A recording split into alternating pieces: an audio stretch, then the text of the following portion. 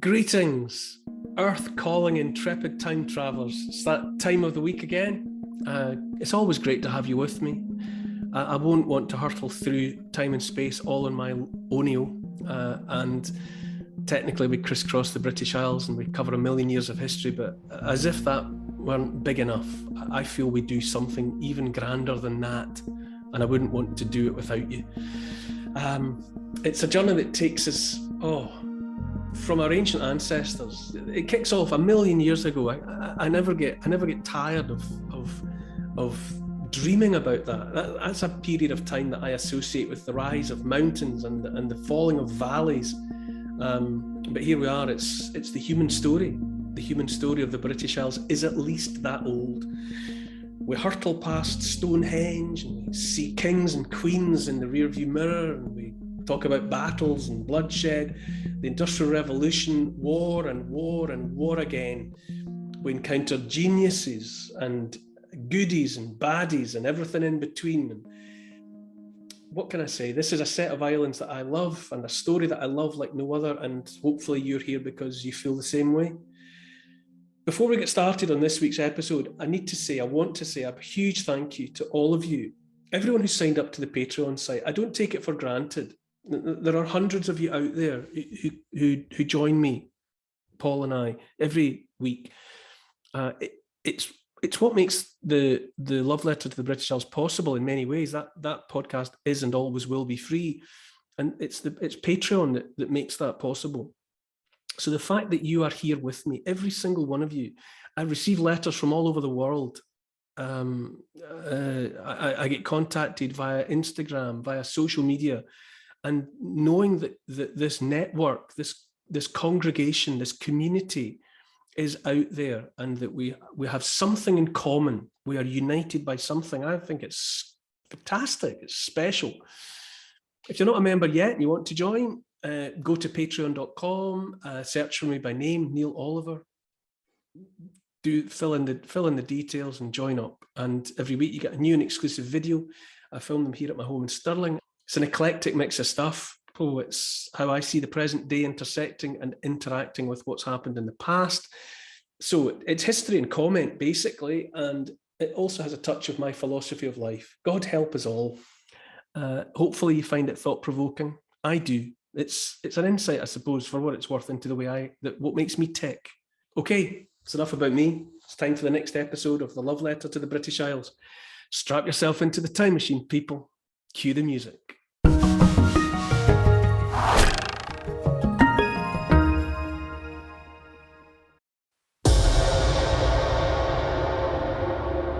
It's a big expanse, but it's pockmarked. It's a sort of a moonscape, a kind of a lunar landscape. Craters all over the place, as far as the eye can see. In this week's podcast, we're setting foot on a lunar landscape with over 400 vertical shafts descending deep underground, following the trail of a precious raw material. Sophisticated mining on an industrial scale, where our ancient ancestors worked in harmony with the world, always giving back for what they took. I'm stepping out across Britain to discover 100 remarkable places that have shaped you, me, and the whole world. I'm Neil Oliver, and this is my love letter to the British Isles.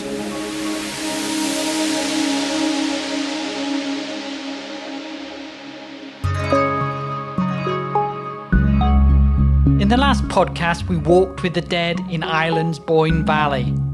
Where are we now?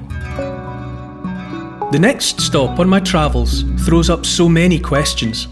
Nestled near the Norfolk-Suffolk border, it's a place that still has a thing or two to teach us today. The incredible Grime's Graves.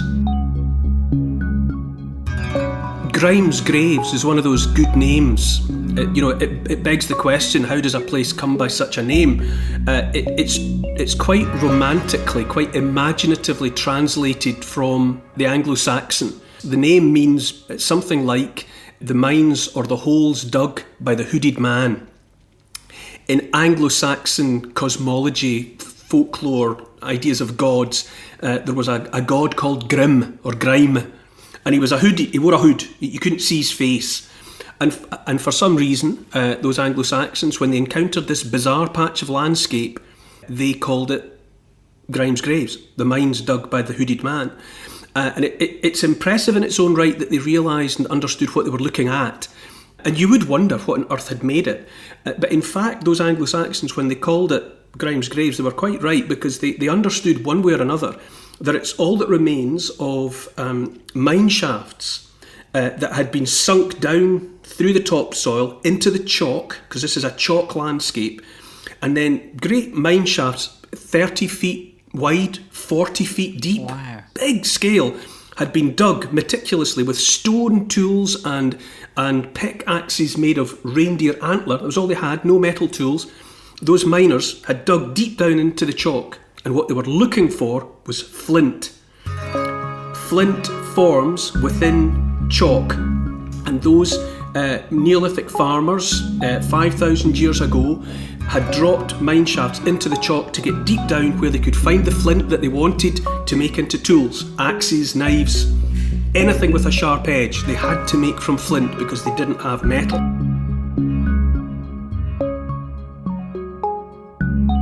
They were very industrial about it. They would drop a shaft, exhaust the flint that was available. They would get down to where the flint was and then follow it in galleries and chambers off in every direction till they had got all the flint out and up to the surface. And then they would carefully backfill each mine shaft. So they didn't leave them open. When they had exhausted the resource deep underground, they put the chalk rubble back in, which would have stopped the risk of any subsidence, stopped the risk of anybody or any animals falling into these shafts.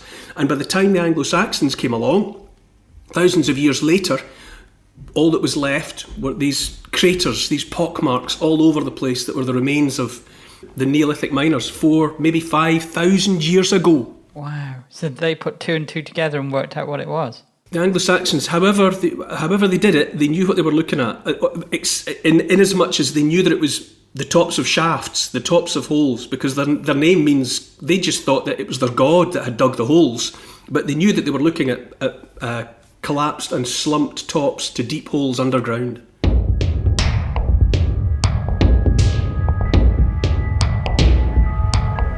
Digging mine shafts 10 to 12 metres deep is a pretty major operation, isn't it?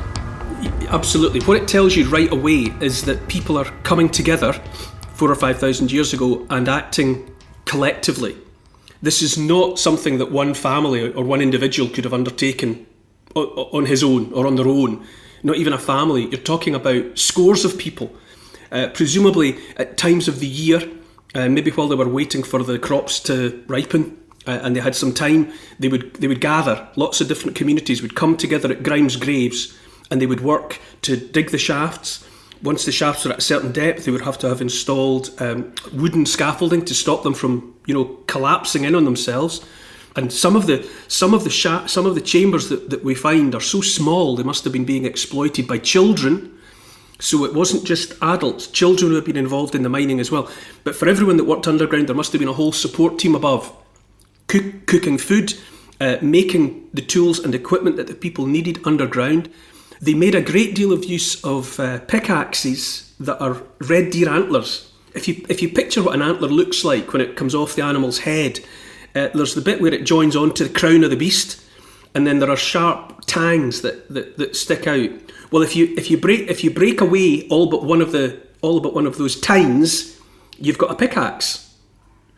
And the archaeologists excavating at Grime's Graves have found them underground, and they were using so many that it suggests that the people may actually have had captive herds of red deer in enclosures. They must have kept them so that they had ready access to this raw material, or in any event they had found some means by which they could get access to a great volume of this raw material itself that they needed for the purposes of digging and mining underground. So altogether you're talking about a very organised, semi-industrial really exercise in going after this very valuable resource.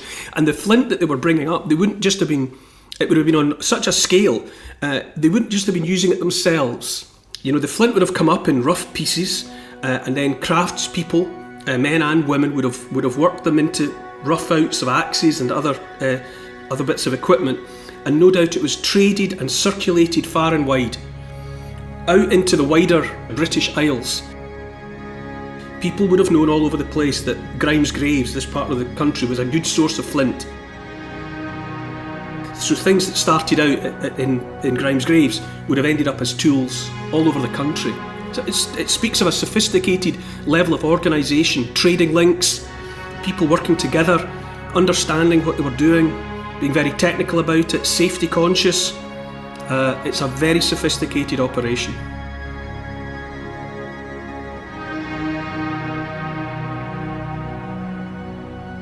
Because the mine shafts are about 12 metres deep, you couldn't have one ladder all the way.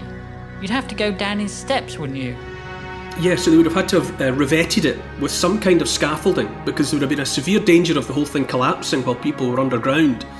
And then when they were underground and moving out horizontally, opening up chambers and galleries to follow the flint, they must have been using, pit props and not just entirely relying on the integrity of the chalk itself. They would have been keeping themselves safe while they were underground. Sounds like a very sophisticated mining operation then. Oh, completely. It's even more than that. The reason why there's a sort of spine-tingling excitement about going to somewhere like Grime's Graves is because the archaeologists, having excavated some of these shafts, and as visitors, you can go down, climb down big metal ladders, clang, clang, clang, clang, down into the dark, and you can be in the space that was created 4,000 or 5,000 years ago by those farmers. Wow. And without a word of a lie, there are still antler picks leaning casually against the walls of the chambers, left precisely where they were set aside by the miners when they finished. And it's like they put the pick against the wall and walked away from it, and the archaeologists in some cases haven't moved them. They just found them and left them exactly where they are. And I defy anyone to stand in the presence of that and know that no one has touched it since the miner who set it aside, and not feel the hairs go up on the back of your neck. It's one of those locations in the landscape where the millennia, the thousands of years separating us from the event, they seem almost magically to dissolve away when you're in the presence of the set aside tools, and there's nothing separating you from yourself and those people but time. You would swear that you could reach out and touch the Neolithic world. And it's better even than that, because they weren't just taking the flint out and backfilling and walking away. They weren't just taking what they needed and forgetting about it.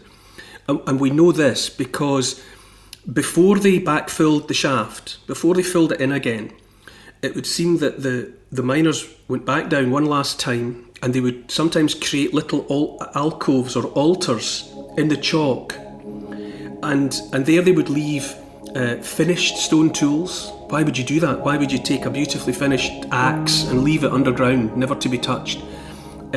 Animal bone, human bone, the remains of some of their own kind, they put back down. Sometimes there's cooked food, offerings of some kind. And when you try to interpret that, it's at least suggestive of the idea that, having taken from the world, these people were sophisticated enough to think that they had run up a debt and they should give something back. We can't just take. It's the same mindset. They had learned that by keeping back some seeds, they couldn't just harvest a crop and eat it all. You had to keep some and put some of the seed back in the ground, and that's your next harvest. It's a cyclical process. You take, you give back, and the world gives again. And the miners may have applied some of the same thinking. They may have thought that the flint was something that was growing in the world, but rather than a food, it was something that they needed for making tools.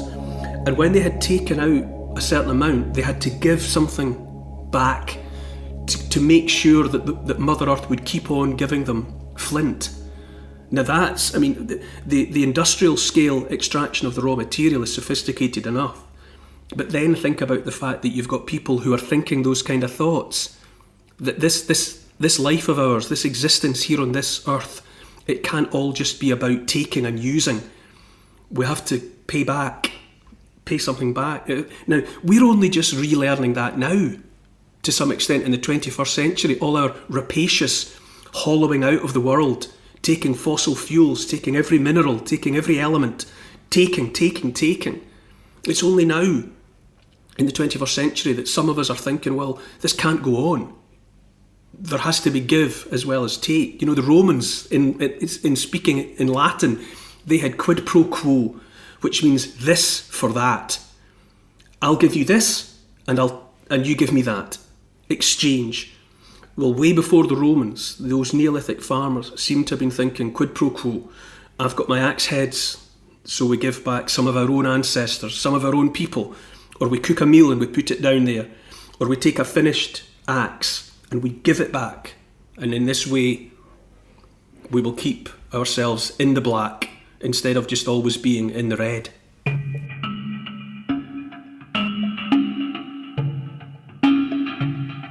What do we know about the raw material they were after, the flint itself? I'm very interested in the Stone Age, in that part of the prehistoric where people were using stone tools. And flint, which is basically what Grime's Graves is all about, flint is mysterious stuff. Science, we don't completely understand what it is. And we can be certain sure that the miners 4,000 or 5,000 years ago almost certainly didn't fully understand what it is. If you've never encountered a nodule of flint, when you find sometimes on a beach, you know, down in the south, down in Norfolk, down in the south east where the chalk is, or on the south coast, you sometimes find a nodule of flint on the beach, and on the outside it's a chalky covering.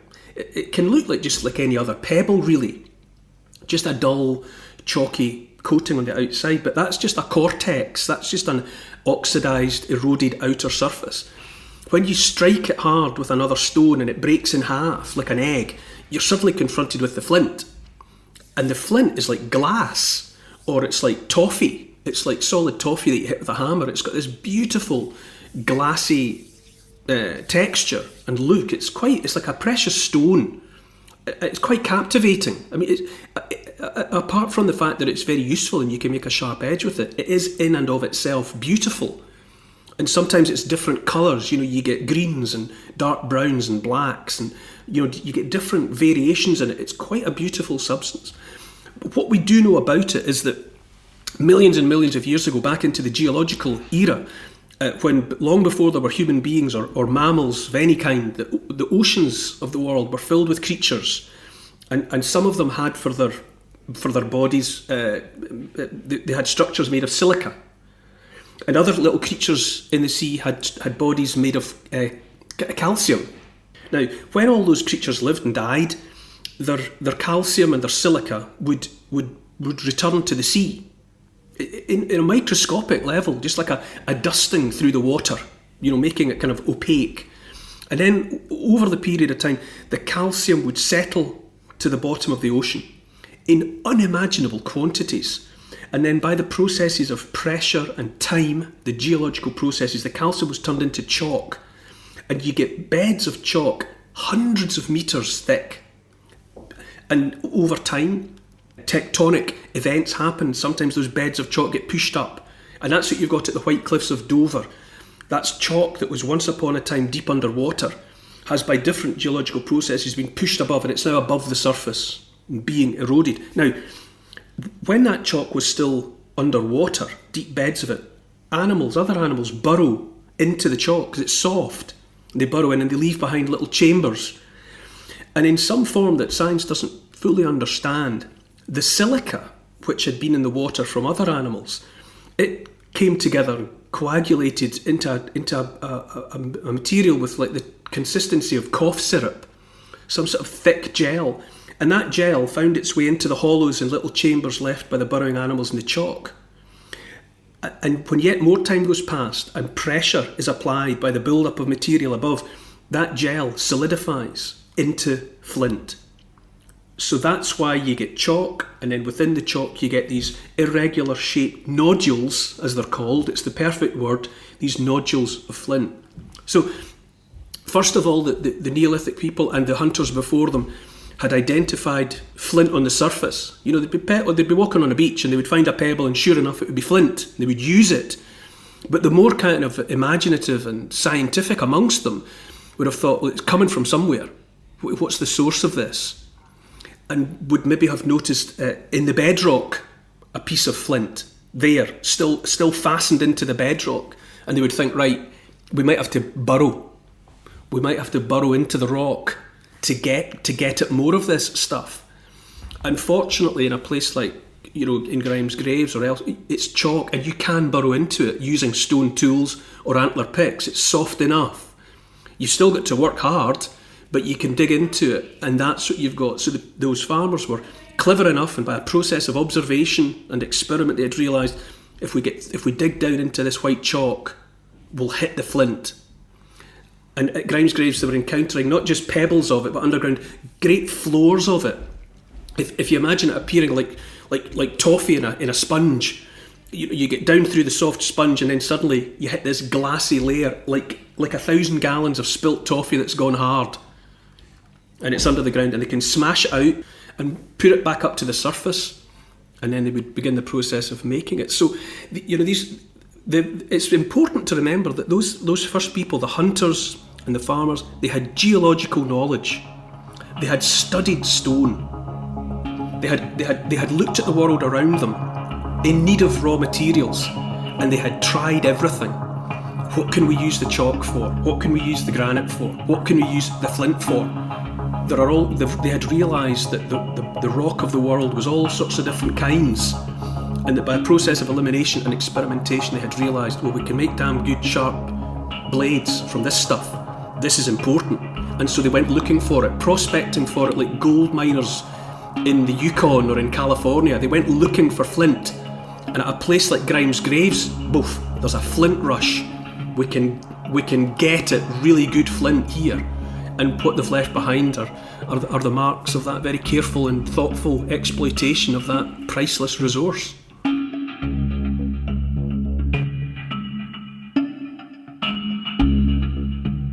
How long have we been using flint? Hundreds of thousands of years. There have been versions of humankind of one sort or another for 3 or 4 million years that we know about, at least. Starting out first of all in Africa with Australopithecus, the southern ape, and then over unimaginably long periods of time, evolution produced other variations. Homo erectus, Homo heidelbergensis, Homo neanderthal, the Neanderthal people, and then eventually us. And all of those people, including us, exploited flint and other materials like flint. Obsidian is a volcanic glass. This is a material that forms in the hearts of volcanoes. Chert is another chalcedonic silicate material that you can work into a sharp edge, and all versions of humankind have realised that you could put an edge on this, make something sharp that will cut animal skin or it will cut wood. Every version of humankind has understood the potential of flint. We still use it.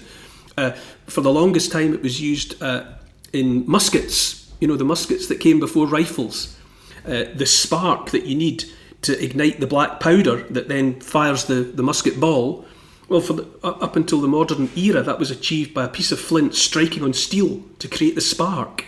Because when you strike flint on steel, you get a spark. You know, so we've continued to see the use of flint as a material right up into the modern era.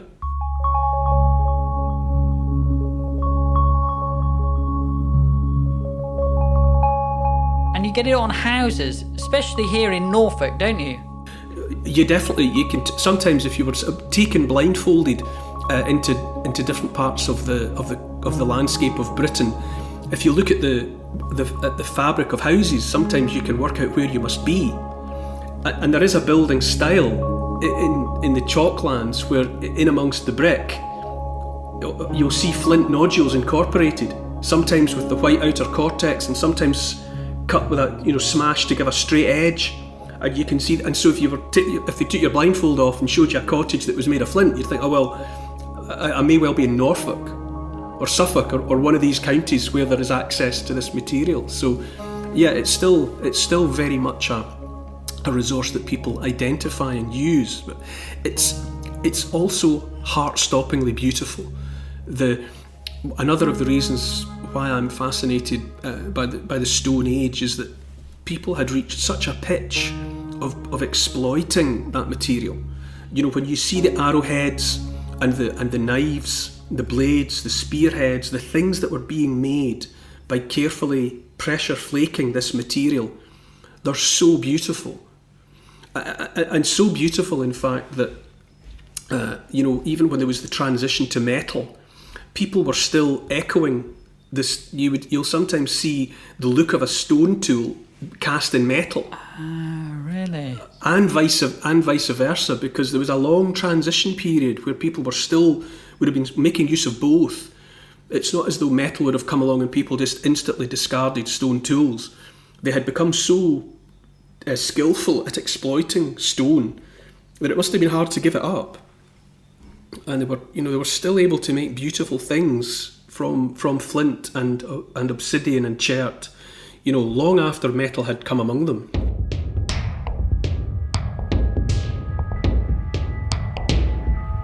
So 5,000 years ago, flint was the cutting-edge technology everyone wanted. Yes, and for a long, long time before. As I say, for hundreds of thousands of years, not just us, not just Homo sapiens, but our ancestors, the other variations of humankind, they all made use of certain kinds of stone to get a sharp edge. There's an iconic artifact that is produced by humans hundreds of thousands of years ago and by other species, right back to Homo erectus, called a hand axe. And if you look at hand axes, pictures of them online, you'll see that they're quite large. They usually have a sort of a triangular form, and they fit beautifully in the hand. The hilt of it fits in your hand, and then you've got a sharp edge all around the outside. And it would have functioned as a kind of Swiss Army knife for the human species for hundreds of thousands of years. You would have used it, for chopping, for fine work, for sharpening something, for cutting through animal hide, for butchering animals that you had hunted. It would have been an all-purpose tool. And these are, wherever they're found, wherever we find hand axes, we know we've found our own kind or our distant relatives, because they were made by people who had hands. And Homo sapiens, the Neanderthals, Homo heidelbergensis, Homo erectus, Homo antecessor, all of them had hands.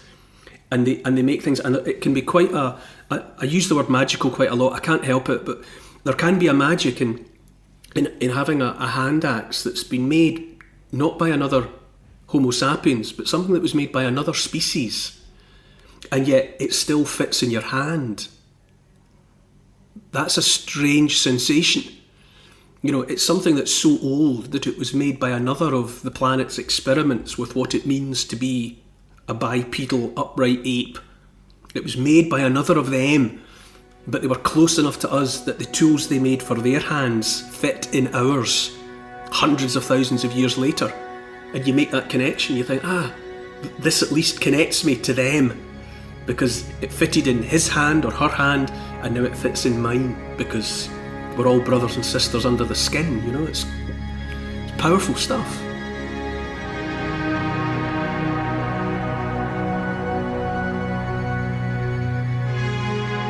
What's a Neolithic tool like in the flesh today? Because of the nature of the material, it doesn't change. The shining, glassy appearance of a hand axe, it's still the same. It's instantly recognisable, and you hold up your hand kind of alas poor Yorick style. You make that cradle, Well, a hand axe made by another species fits in our hands just as neat as a hand in a glove. It's a strange experience of intimate connection with something that was alive and walking about and thinking and solving problems for itself hundreds of thousands of years ago. And at Grime's graves, what we're vouchsafed, what we're given as a gift, is because we can empty out those shafts again and follow the chambers. You can have at least the sensation of breathing Neolithic air. Of course it's an illusion, but when you climb down the ladders into one of these mines, the air hangs heavy. You know, there's no wind down there. It's dead still, and it's that bit slightly warmer. In the way that you go any few meters underground, and the temperature just rises, and so you're in this warm, still environment. And at Grime's graves, you look around and you see an antler pick that was used, and then right, we're finished here, boys. And then we'll make more of these when we get to the next mine, and they just set it aside, leaning against the wall of the chamber 4,000 years ago, and then they climbed back up and they filled the place with darkness. They backfilled it. And while everything that we think about as history has unfolded, Egypt, Greece, the Romans, empires, kings, queens, world wars, everything has happened while that antler pick leant casually against the wall of that chamber. It's always been there. And then we come along, we empty out the shaft, and you see it again. Now that's special, and that hopefully that permeates a lot of what this story of the British Isles is all about for me. In every instance, these places, these 100, have stayed with me, are unforgettable to me, because I've visited them, and they've given me, often in different ways, a sensation of being able to reach out and nearly touch. I love history. History is about the written word, obviously. It's about books and letters and diaries, and I love reading about history. But the child in me wants to go to places where something happened.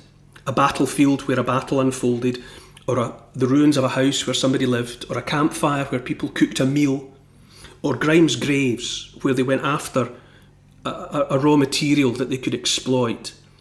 And you go there and you know without having to be told with absolute certainty what people were doing and when.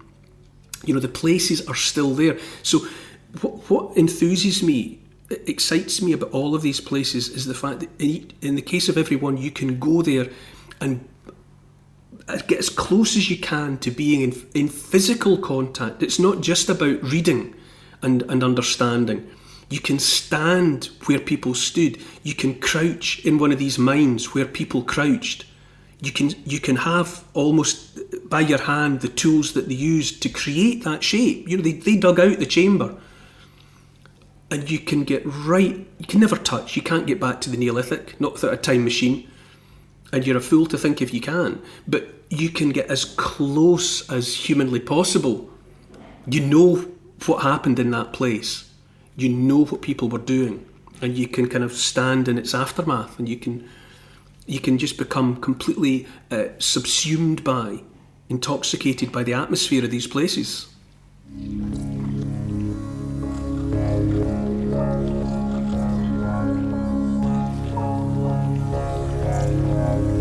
Is flint all the same, or would certain types have been more desirable than others?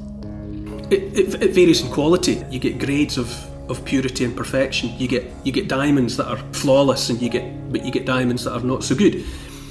In the case of the flint, they had become so specialist in prospecting for flint. They had realised, because we see it when you go down through the shaft, there are layers of flint that they've obviously gone through because they were intent on getting, because they knew there was better to be had. And they're seeing thin bands of flint of a lower quality, and they may well have, maybe they took it out and used it for the tools that they then used deeper underground. But they knew that they were looking for a deeper, thicker layer of higher quality flint, because in the case of Grime's graves, they're always going through earlier, shallower deposits, and that they're always looking for this thick, treacly toffee floor of flint, and that's the stuff they're after.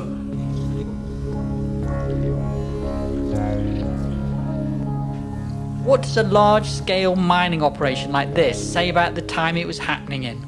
It's suggestive, I suppose, of a steadily rising population, because hunters have to limit their population. But in the case of farmers, they needed children because you need more people. Yeah, you can, for one thing, you can feed them because you've got surplus food that's reliable, and for another, the more backs you've got, the more strong arms you've got, the more fields you can clear. So that the exploitation of so much of a raw material to make tools suggests a lot of people who need tools, because they need axes to clear away trees and other vegetation that's covering the ground. So they need to be able to dig out the roots. It's massive hard labour. Once you've cut down the tree, you've then got to burn out and dig out the roots, get them away.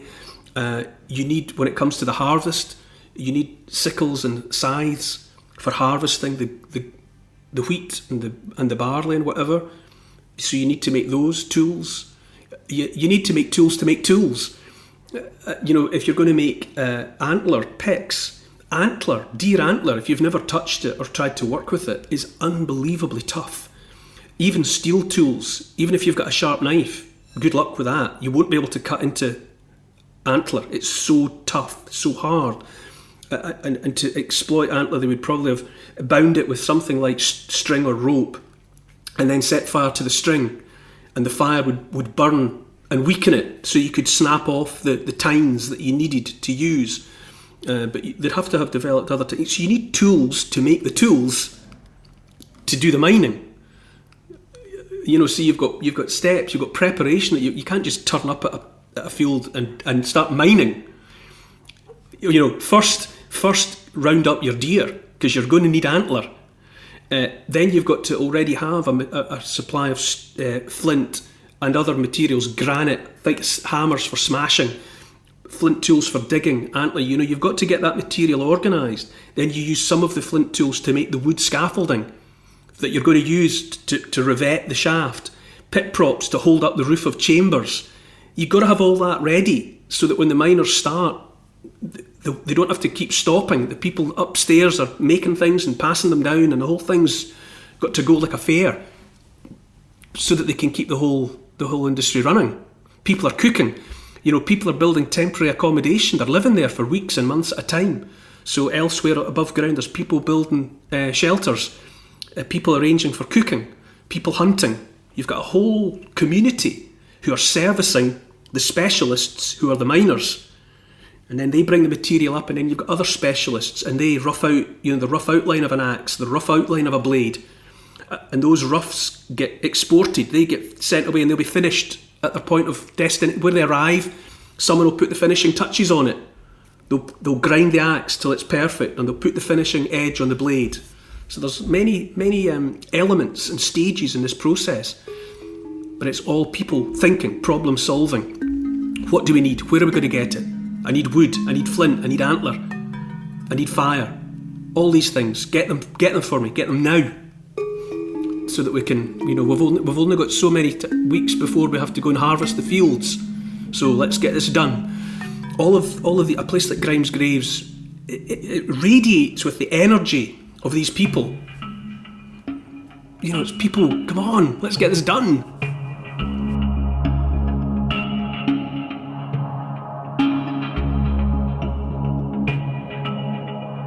When you first saw this Neolithic mine, what was the immediate impression it gave you? It's truly bizarre. There isn't anywhere else in Britain on the scale that looks like Grime's Graves, because it's like it's square miles, it's fields, it stretches in all directions, and what you're looking at are pockmarks, craters. Big, 30, 40 feet across. And they're still, 5, 6, 7 feet deep. They're all grassed over now. Obviously grass has grown over it all, but it's a lunar landscape. It looks like craters. It looks like the landscape of The Little Prince, the Antoine de Saint-Exupéry children's story about the wee boy that lives on the moon. Well, it's that kind of, that's what it looks like. It's just one crater after another disappearing off into the distance. How do magical places like this, that are so old, manage to survive? It's almost as though it's by accident, really. Certain glimpses have just survived. You know, it's like there was a book, a huge, big, thick book that was the Neolithic. You know, thousands of pages long, full of detail. And only by luck, we found a few pages scattered, wind-blown. You get little glimpses of what was once... People were working at Grime's graves for 1,000 years. 1,000 years. Summer after summer, they were going back to Grime's graves to get flint. 1,000 years, that's half the lifespan of Christianity. It's a huge depth of time that people were going there and making use of that raw material.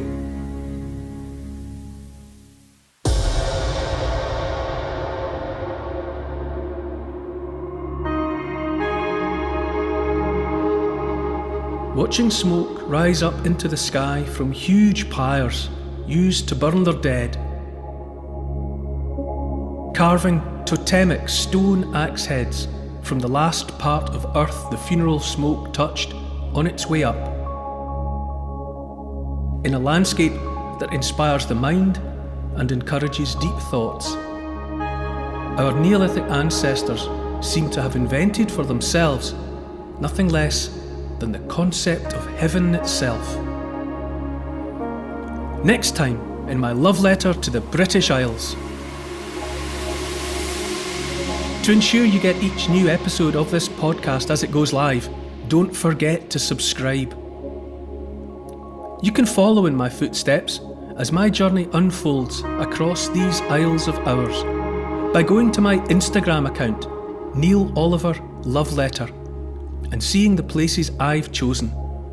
I'd also love to know about the history that inspires you. For further reading about these favourite destinations of mine, you could try my book. It's called The Story of the British Isles in 100 Places, published by Transworld. Neil Oliver's Love Letter to the British Isles is produced by Neil Oliver and Paul Ratcliffe for Fat Belly Films. The music is by Malcolm Goldie. Additional research was carried out by Oscar, Evie, Lucian, Archie and Teddy. The finance was taken care of by Catherine and Trudy. Post-production is by Althorpe Studios, and the graphics by Paul Plowman. And special thanks to the people across history who have made and continue to make these isles such an incredible place. This has been an FBF Podcasts production.